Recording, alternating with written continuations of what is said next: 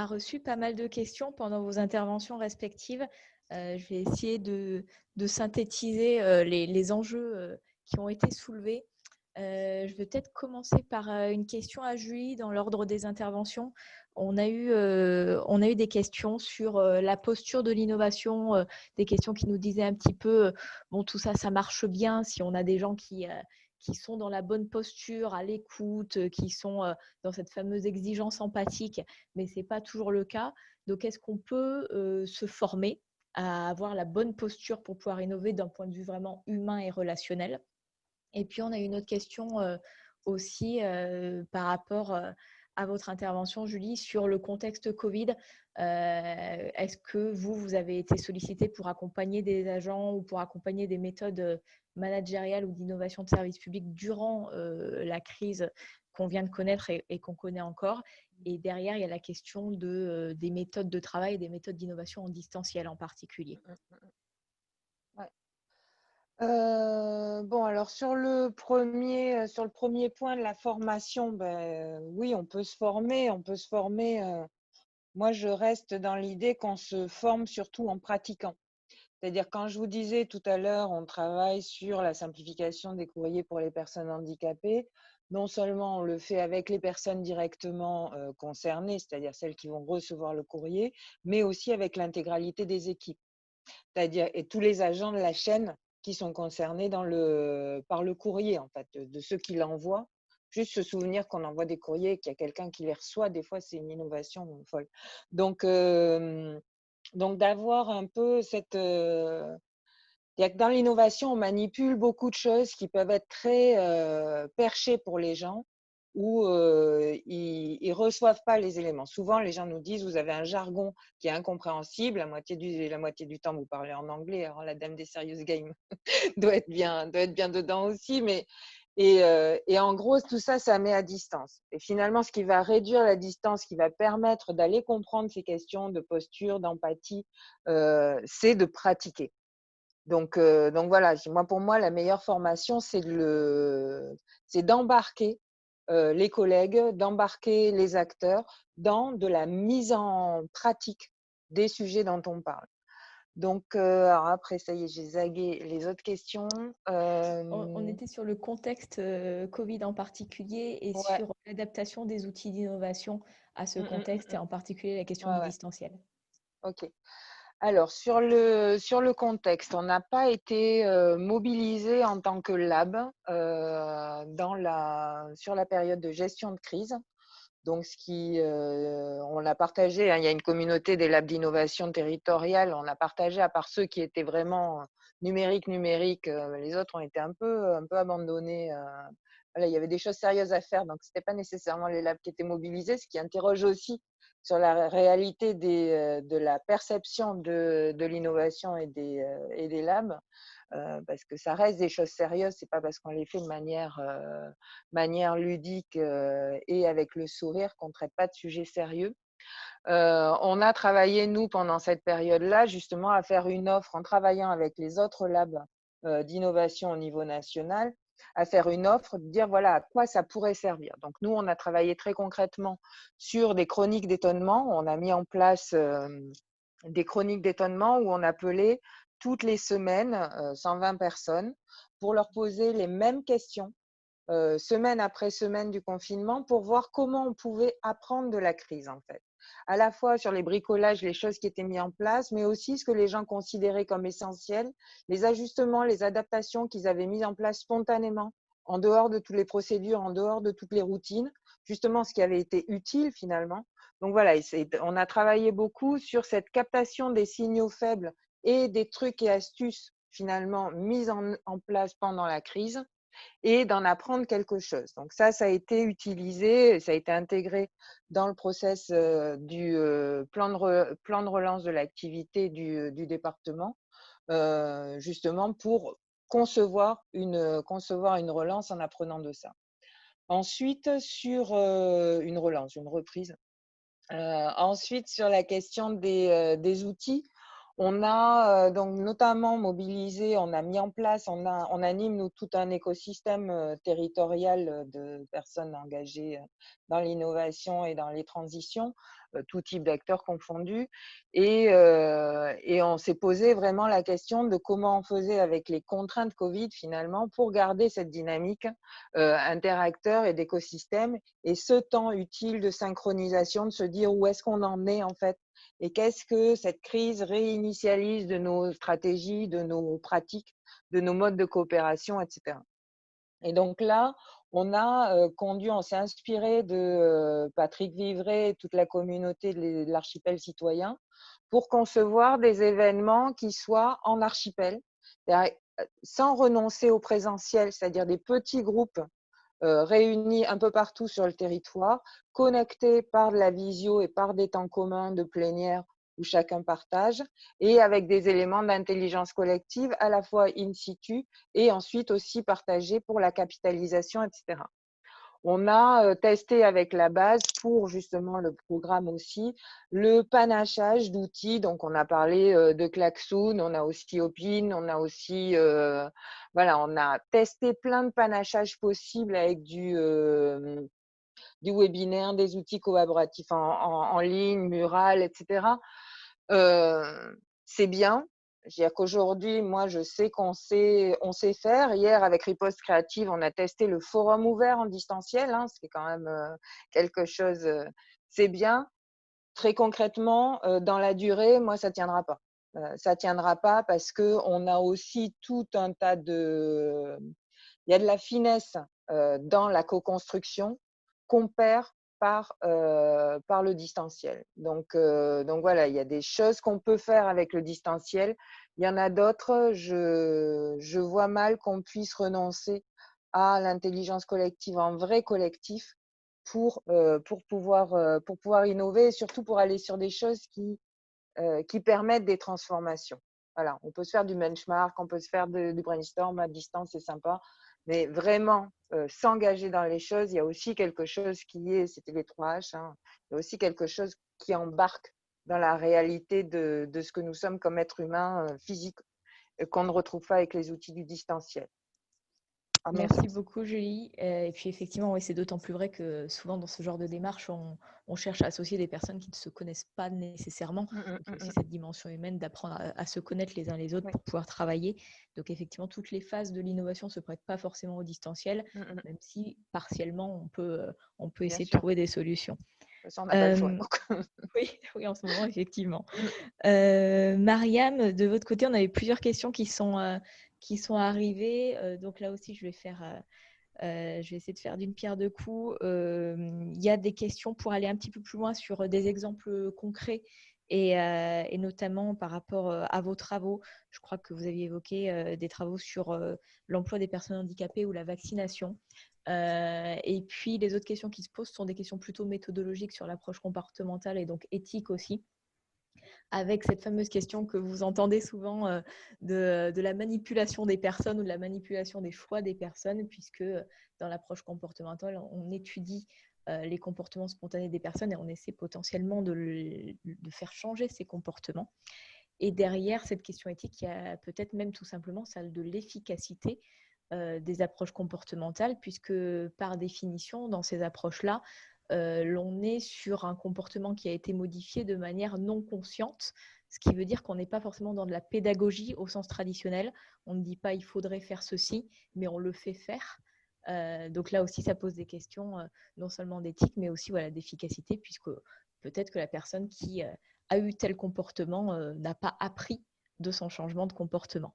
Donc voilà, deux questions, une plutôt pour approfondir certains cas et une autre sur la méthode. Parfait. Donc déjà, c'est de très très bonnes questions et ça me permet aussi, je ne sais pas si vous avez la main sur mes slides annexes, peut-être de reprendre à partir de la slide 11. Donc c'est pas celle du diapo principal, mais voilà, parfait. Je pense qu'elles sont en cours de partage. Donc sur la slide 11 qui va être affichée, je pense, dans pas très longtemps, il y a quelques exemples en plus, mais en attendant que ce soit affiché, je vais juste revenir un tout petit peu sur le concept de nudge et sur le concept enfin, la distinction entre nudge, sciences comportementales et certaines idées reçues. Pardon, juste parce que je suis en train de voir le diaporama en même temps, donc c'est l'autre diaporama qui est en annexe et du coup la slide 11, donc pas le principal. Oui, du coup, je vais faire un petit peu. Je ne l'ai pas mis à l'écran, je suis désolé, il va falloir faire sans parce que je ne l'ai pas mis, j'ai pas mis le développé, j'ai mis le diaporama synthétique, il va falloir faire sans, je suis désolé. Non, il n'y a pas de problème. Je vais faire de mon mieux. C'est vrai que les exemples sont parfois un peu visuels, mais je vais essayer de le faire sans. Il n'y a aucun problème. Donc, pour revenir un petit peu en arrière sur le concept, parce que je n'ai pas employé le mot nudge dans ma présentation, j'ai beaucoup parlé de sciences comportementales, mais effectivement, dans sciences comportementales, une partie de ce qui est fait, c'est le nudge. Et donc, l'idée du nudge, donc c'est un mot en anglais qui veut simplement dire coup de pouce. Qui est aussi, c'est le concept, mais aussi le titre du livre Nudge par Richard Thaler et Cass Sunstein, qui sont un peu les auteurs et les pères de ce concept, quelque part. Et il faut savoir que leur livre, à la base, devait s'appeler Paternalisme libertaire. Mais leur éditeur leur a dit, écoutez, avec ce titre-là, personne ne va acheter votre livre. Et du coup, il leur a proposé d'utiliser le mot nudge, qui non seulement beaucoup de personnes dans ce domaine pensent que ce concept a quelque chose qui a fait que ça a fait un déclic chez les décideurs publics de se dire tiens, je peux peut-être finalement appliquer de manière assez systématique la psychologie aux politiques publiques, sachant qu'évidemment avant ça il y avait plein de formes différentes d'application de la psychologie aux politiques publiques. C'est juste que ce concept a un petit peu rendu l'idée à la mode quelque part. Et donc dans Nudge, et c'est très ça a fait couler beaucoup d'encre, beaucoup de papiers sur l'idée de manipulation, dans nudge. Finalement, c'est des coups de pouce. Donc, la définition en fait de base de Richard Thaler et Cass Sunstein est tellement floue, tellement fourre-tout que beaucoup de gens y ont mis ce qu'eux, ils y voyaient. Certains avaient des acceptions beaucoup plus, conservatrices du concept, d'autres beaucoup plus larges. Enfin, c'est compliqué, c'est un débat compliqué. Mais toujours est-il que l'idée, que ce soit quelque chose d'inconscient, de conscient, parce que les exemples sont très variables. Pour Cass Sunstein et Richard Thaler, un GPS, par exemple, qui vous indique le chemin, est un nudge. C'est pas inconscient, c'est une information qui vous est donnée, vous décidez de la suivre, vous décidez de ne pas la suivre. Il y a cette idée de si je ne veux pas suivre cette incitation, je ne la suis pas. Sinon, dans ce cas-là, c'est pas un nudge. Sauf qu'il y a tellement d'exemples différents. Par exemple, mettre une signature, vous savez, à la fin d'un formulaire, vous pouvez signer pour dire que les informations que vous avez remplies sont correctes, il n'y a pas de fraude, pas d'erreur, etc. Et il y a des recherches qui ont montré que cette signature, si on la bouge et on la met en haut d'un formulaire, les personnes ayant signé au départ avant de remplir le formulaire sont dans une démarche où ils font beaucoup plus attention et donc ça réduit le nombre d'erreurs ou de fraudes, on va dire. Typiquement, ça peut être considéré un nudge. Et dans ce cas-là, effectivement, il y a un changement de l'architecture du formulaire. On n'est pas conscient de pourquoi ça change le comportement, mais ça le change. Alors qu'il y a des exemples où, dans un menu, on peut mettre des calories pour vous indiquer que le plat que vous allez prendre est très calorique et vous pouvez décider de ne pas du tout suivre cette information. Ça, c'est vraiment de l'information pure. C'est juste qu'elle est au bon moment et donc on peut aussi l'appeler un nudge.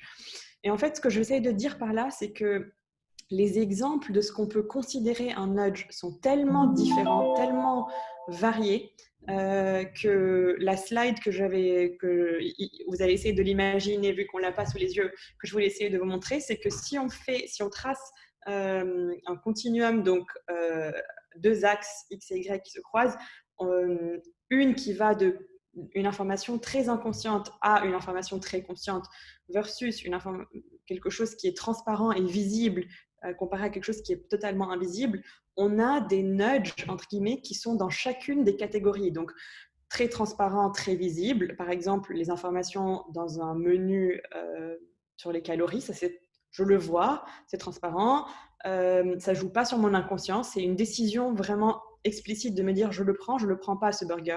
Donc ça, c'est un exemple. Il y a des exemples qui sont visibles, enfin, on les voit, mais il joue sur notre inconscient. Par exemple, si je suis dans un aéroport et qu'on met de la musique pour relaxante, parce qu'on sait que dans un aéroport, les gens sont sous stress, là, on est en train de inconsciemment réduire le stress des personnes. Et par contre, le stimulus, il est visible. En tout cas, il est audible. En tout cas, il y a des exemples de nudge qui sont pas, qu'on ne voit pas, qui sont invisibles et qui travaillent sur notre inconscient. Vous l'avez mentionné tout à l'heure, par exemple, changer l'ordre des aliments dans une cantine. Il y a un changement, je ne sais pas pourquoi c'est comme, enfin, je ne suis pas consciente que la personne derrière a changé et ça change quand même mon comportement. Donc ça, c'est un autre exemple encore.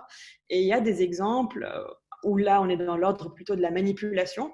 Par exemple, si on met, il y a des études qui ont montré que si on met des stickers de yeux devant certaines urnes, les gens vont faire plus de dons, vont donner plus d'argent. Et donc là, l'idée, c'est qu'on ne sait pas, c'est inconscient. Et pourtant, notre décision est explicite de mettre de l'argent. Donc, on change le comportement vraiment actif de la personne. La question pédagogique qui est derrière, et en termes d'efficacité du nudge, c'est justement, si on prend l'exemple de la cantine, on a changé la disposition des plats. J'ai mangé un plat globalement plus nutritif et globalement moins mauvais pour ma santé, à meilleure qualité nutritive, mais je ne sais pas pourquoi. Donc, l'information pédagogique n'est pas forcément passée. Je ne sais pas pourquoi j'ai fait ce choix-là. Et donc, c'est différent que d'avoir une éducation à la nutrition. Donc, il y a ce débat sur la question de l'approche comportementale. Oui, justement, donc je vais venir là-dessus. Donc, premier point, c'est que les nudges sont très, très différents. Donc, selon ce qu'on met en place ou selon l'approche comportementale qu'on choisit, on n'est pas du tout confronté au même problème éthique. Donc, ça, c'est la première chose. Et deuxièmement, ce débat sur l'éthique a fait naître un petit peu deux courants de pensée, dont un qui est complètement opposé, on va dire, pas opposé, mais en tout cas qui essaye vraiment de se départir du nudge, qui s'appelle l'approche un peu plus boost. Donc, ça, c'est plutôt Gerd Wigrenzer qui est connu pour cette approche donc en Allemagne. Et l'idée, c'est de dire que on va aider les gens à prendre de meilleures décisions en rendant l'information, donc toujours en utilisant l'information, la transparence, la pédagogie, mais au lieu de balancer l'information en pavé ou d'une manière, on sait que les personnes ne vont pas les lire. Par exemple, quand on s'abonne à une application ou quand on achète un produit électroménager, on ne va jamais lire tout le manuel ou tous les terms and agreements avant de signer, mais on sait que si on la rend beaucoup plus simple, beaucoup plus claire avec un arbre de décision, les gens vont la lire. Et donc, leur idée à eux, c'est plutôt de dire, on ne va pas inciter les gens, enfin les aider à prendre des décisions meilleures pour eux en utilisant des petits leviers comme le changement de plat dans une cantine, mais on va les informer d'une manière qui est complètement compatible avec l'architecture cognitive des êtres humains. Et du coup, pour revenir un peu à notre équipe, et je vais enchaîner sur l'efficacité et quelques exemples, déjà, notre équipe, on a un des premiers sujets qu'on a pris en main avant de commencer notre travail, c'était l'éthique. Et d'ailleurs, on a publié un article avec mon collègue Stéphane Giraud dans Intellectica qui est principalement sur l'éthique du nudge et l'éthique de notre équipe.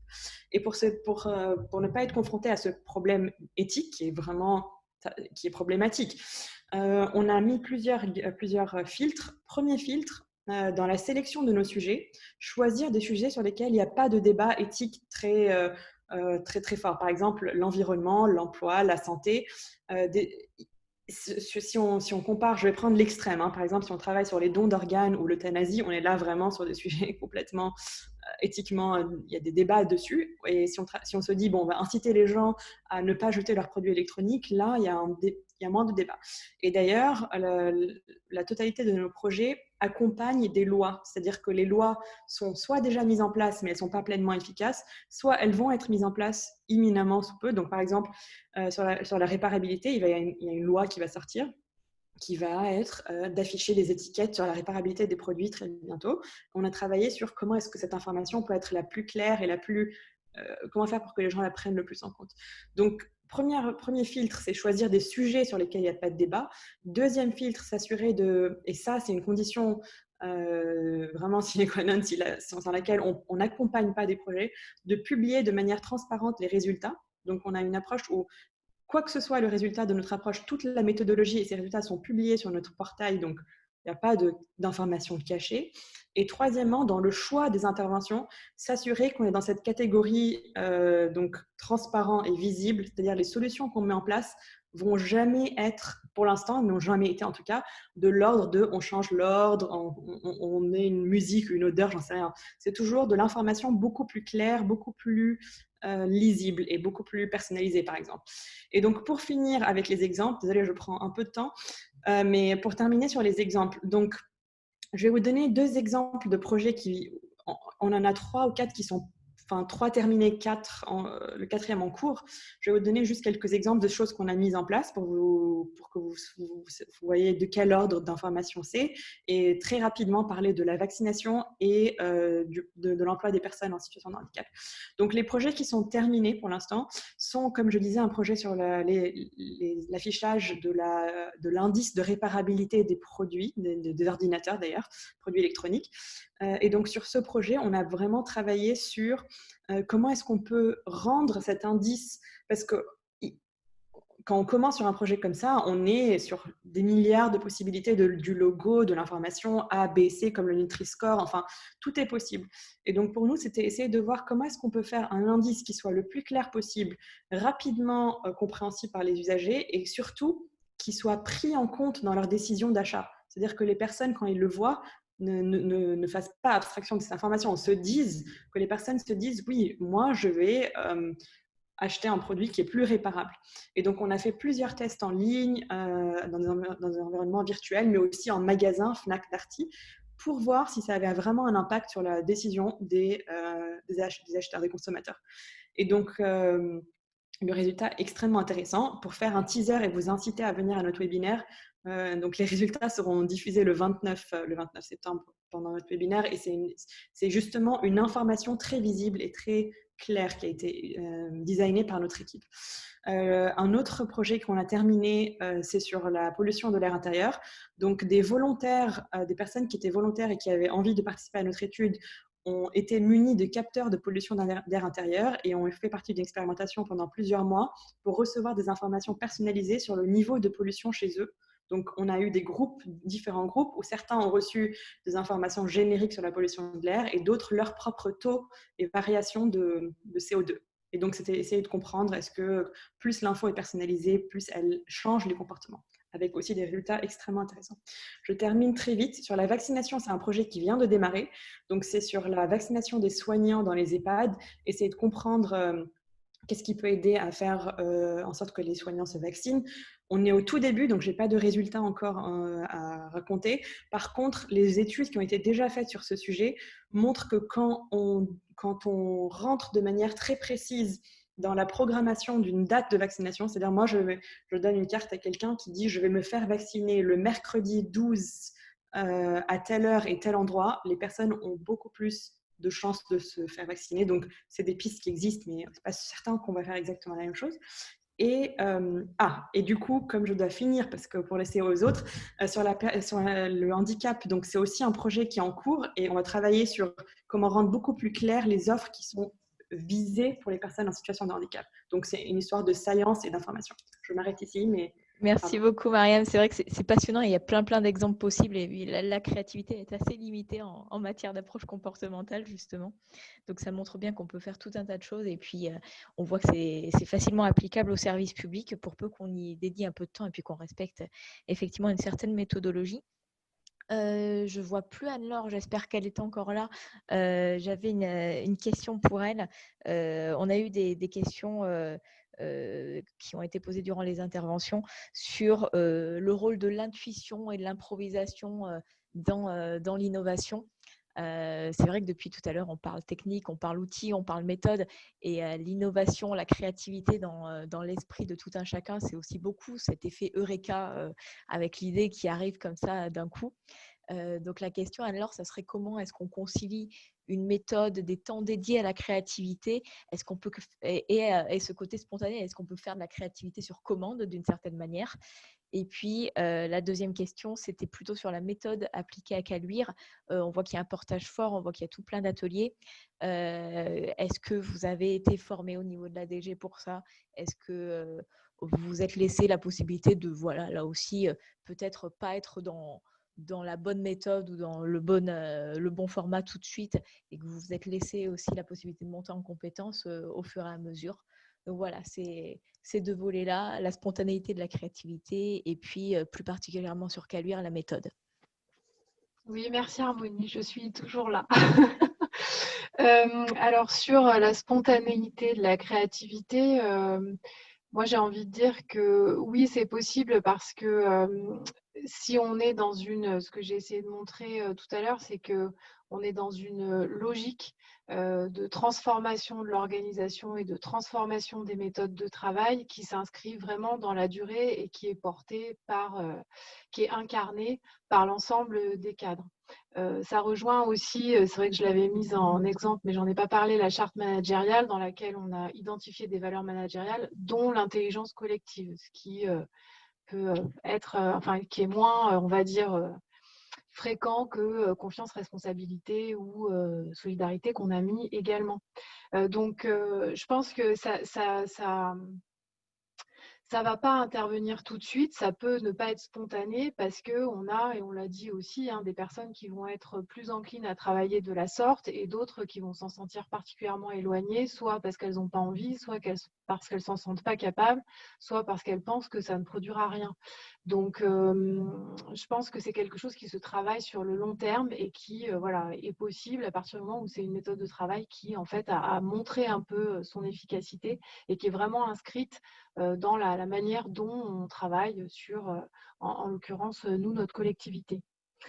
Sur le point de la formation, ensuite, donc nous, on n'a pas spécifiquement été formés. Enfin, moi, j'ai fait une formation, donc je ne sais plus, c'était management dans la transversalité. Et c'est là, en fait, où on avait abordé beaucoup de sujets autour de la créativité, des ateliers et des méthodes aussi, où notamment j'avais testé le World Café, mais aussi d'autres méthodes bien connues, Chapeau de Bono, etc.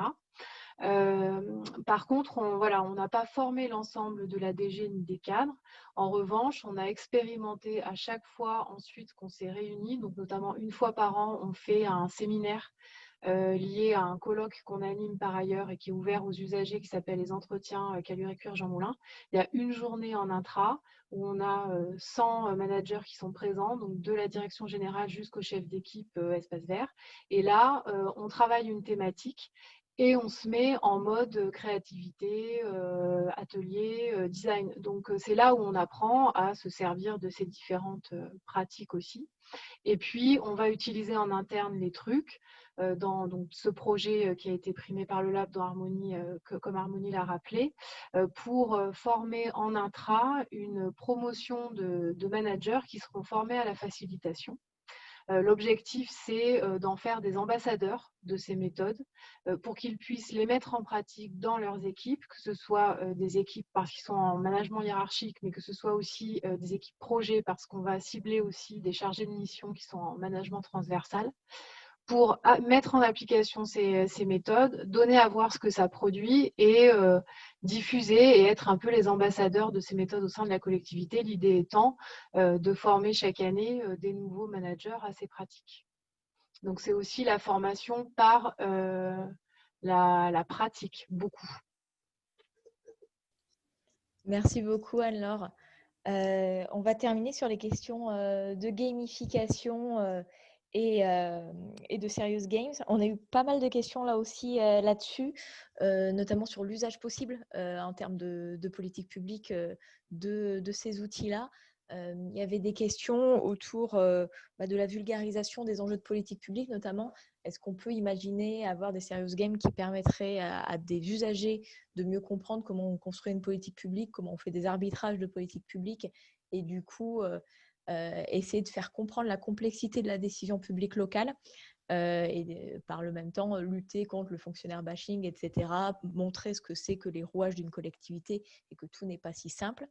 Est-ce qu'on pourrait éventuellement avoir des usages de formation à destination peut-être des élus, par exemple? Je crois avoir vu parfois des médias qui faisaient des serious games justement sur ces questions de rôle de l'élu.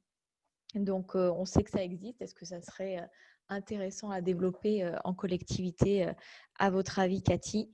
Et puis, enfin, une fois qu'on a parlé de la question de ces usages, il y a aussi une question pratico-pratique pour que ce ne soit pas des gadgets, ces serious games.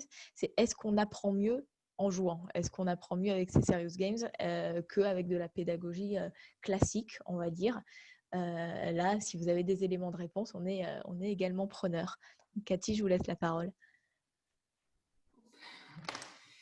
Alors, pour répondre, globalement, oui, on peut faire des serious games sur tout et n'importe quoi.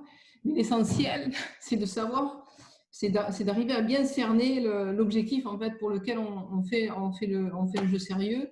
Et surtout de mettre en place des outils qui permettent de monitorer et d'évaluer les comportements des personnes ou les stratégies qui sont mises en œuvre pour atteindre l'objectif qui a été fixé initialement. Faire un jeu, pour que les gens soient sensibilisés ou se forment, c'est bien, mais pouvoir évaluer quels sont les apports de ces types d'outils, à la fois pour des jeux de formation, pour les étudiants et pour les formateurs, c'est très important. D'avoir de l'accompagnement, comme je disais, de l'accompagnement à la conception avec des experts du domaine, mais aussi en aval pour pouvoir évaluer et tirer des résultats de l'utilisation de ces jeux. Voilà. Donc ça, c'est vraiment quelque chose d'important à mettre en œuvre. C'est tous les outils de monitoring qui permettent d'évaluer les outils, de les faire évoluer et d'itérer sur des éléments de conception pour améliorer en fait l'efficacité de ces objets-là. Alors, faire des jeux pour sensibiliser à la politique publique pour le grand public, oui, c'est intéressant. Après, la question qui va se poser, c'est comment on va évaluer le fait que les gens aient été bien sensibilisés à la difficulté d'un élu ou d'un fonctionnaire public dans son travail. Ça, c'est des méthodes ou des outils à mettre en œuvre, effectivement, avec les professionnels pour avoir des retours sur d'expériences qui soient analysables par les commanditaires en quelque sorte. Ensuite, pour la question de l'apprentissage, est-ce qu'on apprend mieux avec un jeu sérieux? J'ai envie de vous dire, ça dépend. Un jeu sérieux, on utilise dans un jeu sérieux, et je parle plutôt de jeux sérieux numériques, on va dire, de jeux sérieux sur ordinateur. L'idée, c'est effectivement d'utiliser l'interactivité pour faire passer des savoirs, des savoir-faire au travers de ces outils. Donc, pour évaluer, d'abord, il y a un certain nombre de jeux, de mise en situation qui ne sont possibles qu'au travers de ce type de jeu. Donc, la réponse jeu sérieux est en soi une solution qui apporte quelque chose. L'exemple que j'ai donné sur le bloc opératoire ou sur la formation à l'organisation du travail pour les personnels infirmiers, ce sont deux types de jeux des types de situations qui ne peuvent pas être mises en œuvre en réalité. Pourquoi? Parce que mettre en œuvre un faux bloc opératoire tout équipé avec un faux patient, etc., c'est impossible à faire. Et puis, si jamais ça l'était, ça serait un coût énorme. Et donc, mettre ces situations professionnelles et les reproduire dans un environnement virtuel, c'est en soi une solution. Ensuite, analyser les comportements des différents acteurs face à une situation virtuelle, mais qui est très réaliste, c'est important de pouvoir analyser ces comportements pour faire en sorte que le jeu sérieux soit un support ensuite à la discussion, à l'échange entre professionnels sur les situations qu'ils viennent de vivre, comment ils les ont gérées, etc. Voilà. Donc, mettre en situation une activité professionnelle, dans certains cas, le jeu lui-même est une solution. Merci beaucoup et merci à toutes pour vos interventions. C'était très riche. Alors évidemment, on peut considérer qu'on a fait qu'effleurer un certain nombre de sujets aujourd'hui. C'est toujours très frustrant d'essayer de synthétiser. Mais en tout cas, j'espère que ça aura donné envie aux personnes qui nous ont regardés de creuser les exemples qui ont été donnés, les références qui ont été citées. Je passe le relais à David pour la conclusion. Merci Harmonie et merci pour la qualité des échanges lors de cette table ronde. Même si Madame Chabot évoquait le fait que la distance peut, dans certains cas, fait perdre la qualité à la relation entre les acteurs, j'ai moi pris un peu de distance sur cette table ronde et noté que la qualité des échanges était au niveau de ce qu'on faisait les années précédentes, donc ça ne m'a pas forcément gêné. Donc je voulais vous remercier toutes finalement de vos interventions sur cette problématique d'invention créativité. Remercier aussi les partenaires que je n'ai pas tout à l'heure évoqué, en particulier la ville de Pau qui nous accueille, alors pas forcément physiquement malheureusement, mais qui nous a aidés à l'organisation de cette table ronde et des entretiens de manière plus générale, mais aussi Adélis qui est un partenaire de la chaire depuis sa création. Je vous invite à aller déjeuner et nous rejoindre à 14 h pour la prochaine table ronde qui traitera du pilotage de l'innovation et où on abordera des problématiques complémentaires à celles qu'on a évoquées ce matin. Merci à toutes en tout cas et à tous. À tout à l'heure à 14 h. Merci beaucoup. Merci. Merci.